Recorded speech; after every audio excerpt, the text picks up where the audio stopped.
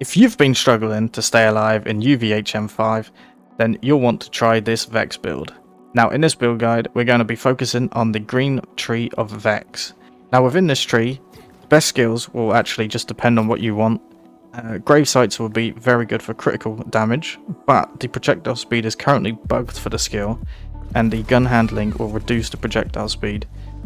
So until this is fixed, or if you don't like using guns like the Hot Slugger or anything projectile based, this is best if you leave this out for the moment.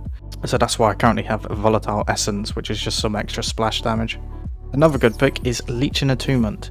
This will be a skill that provides you with lifesteal and reload speed, and because this build is going to revolve around lifesteal and how it buffs the rest of your damage later on in the build, this will be a very good skill, but it will lock you into using kinetic damage, so that's once again why I chose Volatile Essence just for the moment, so that's definitely something to take into account. Then on the top I still have 2 points in Guns and Needles, but that's because I don't have enough points later on. So moving on, we're going to go into 5 into Grave Implements.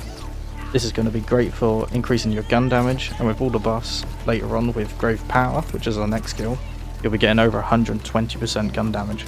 And then like you say, Guns and Needles will finish off this tree, and we can move down into the right branch. You can either go Grave Vitality for extra health, or Ars Arcana for extra skill damage, even though you aren't going to be using the skill much other than replenishing your ammo. Then moving on to the main skills, Essence Leech, which will give us Lifesteal, which will be doubled in your action skill, and you'll want to have your action skill up a lot of the time. And the main skill, Blood is Power. You'll gain kinetic damage with guns based on your current lifesteal. At max this will be 300% of your current lifesteal, so from Essence Leech alone you'll be getting 60% gun damage from the prior skill. Then we just choose Heart Piercer as it's our only capstone available, which is also good to proc Witchy Trigger Finger to constantly refresh your ammo. Then we move into the blue tree, which we can choose Idle Hands. Once again, it doesn't really matter too much here on what you choose, except from Sanguine Fiends is a pretty useless skill, as we'll always have full health and full shields, but the 2 best picks here are going to be Cold Iron and Idle Hands, so what is up to you? Then we move down into Cursed Blade. This is going to be another very large amount of damage for the build, especially with certain guns that have many pellets and are very fast attacking. And then obviously we want to move down into Extra Curse to buff that skill even more. And then just finishing up, we have 10 more points for 2 extra kill skills, being Grave Fiends and Grave Assault to add more skill damage. And that is it for the skill points. Now moving on, the entire build is focused around the Teen Witch skill comp. When Vex has a maximum health, her lifesteal will partially apply to shields, and then if she is max shields, it will move on to overshields. This will allow you to always keep up Blood is Power, which allows you to have tons of damage at all times, whilst also making the build completely invincible basically to all damage, as enemies just won't be able to take you down as long as you're shooting enemies.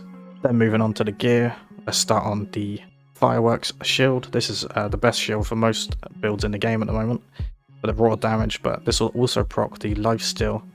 So if you do end up losing some of your overshield, 1 hit from this shield, and it'll be maxed out again instantly. Then moving on to enchantments, it doesn't really matter what you choose here.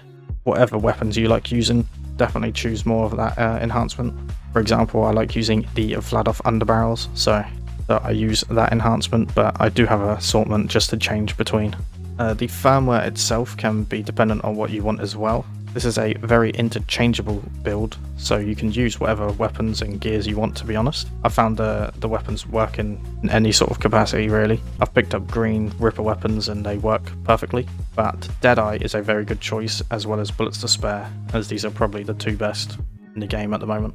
For the rep kit, you'll want Leech as one of the passives, as this will give you 30% lifesteal, which will bonus onto that Blood is Power skill, equaling up to basically whatever the skills you have actually chosen.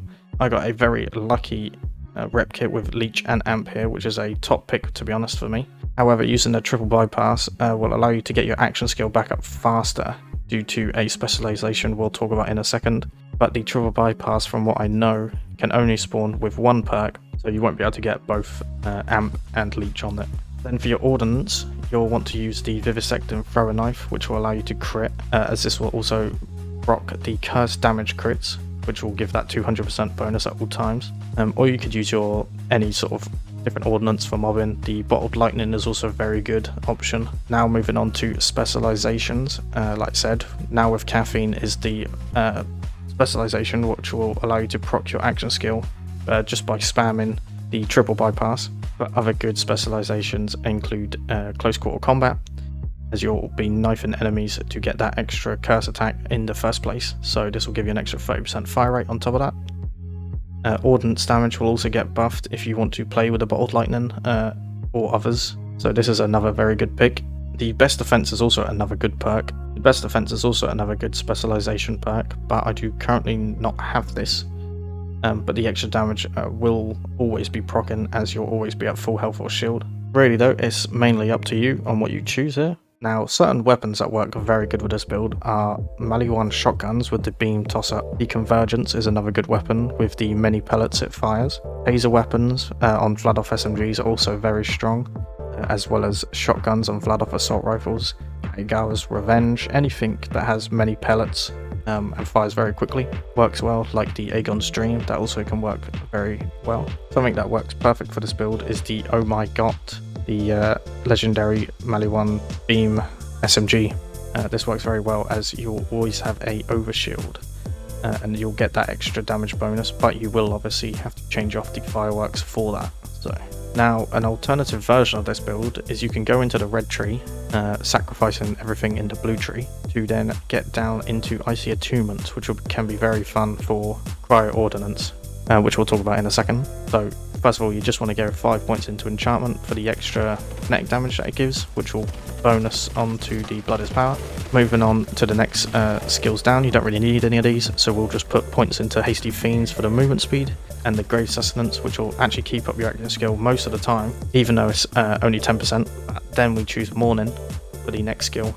This will boost obviously all of our other kill skills, like the Grave Implements for the extra gun damage, so this is a perfect pick here.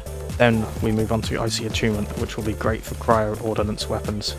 This will allow you to just spam them out, you'll regain your ammo as fast as possible. I use a Torg homing rocket launcher. This works perfectly for spamming and not really needing to know what's going on the battlefield. It works perfectly just for spraying, and everything just dies really quickly. All your ammo instantly comes back, it's perfect. Then we have one final skill point, and you'll just put that into Overspirited for the extra damage on an overkill. This build isn't as strong for bossing, but it's definitely very good for mobbing, and I'd personally say it's actually better for mobbing. And you can still use the Witchy Trigger Fingers to constantly restore the ammo in the rocket if you do run out. That is going to wrap up the Vex Invincible build. Thank you for watching.